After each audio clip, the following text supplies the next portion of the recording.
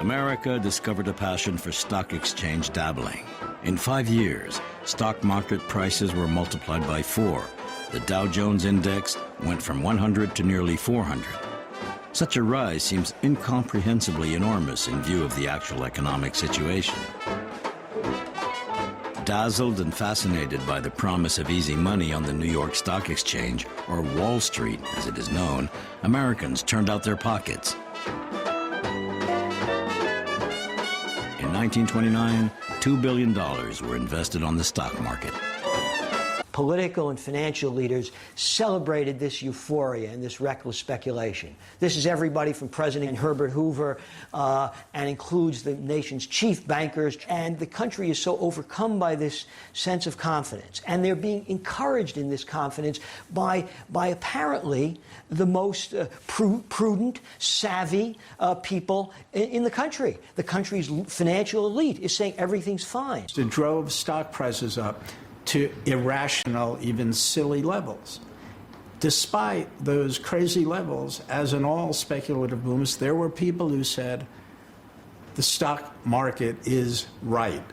Those high levels are deserved. The best experts, the risk experts, saying, don't worry, it will never happen. And besides, you can diversify, and if it goes down in one place, it'll only be in one place, other places it won't.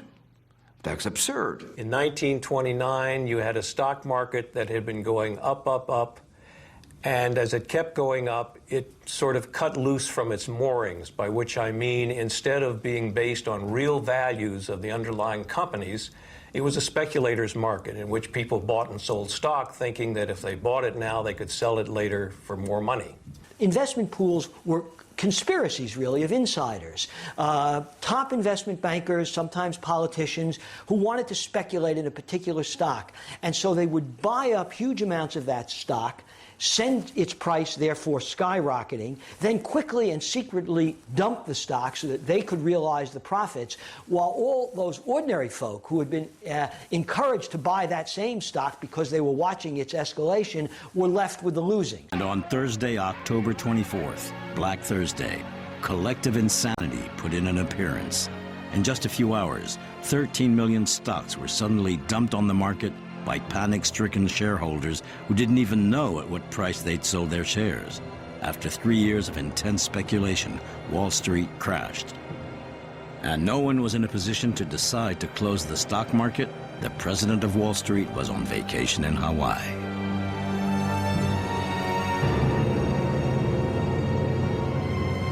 The speculative bubble burst, causing financial panic.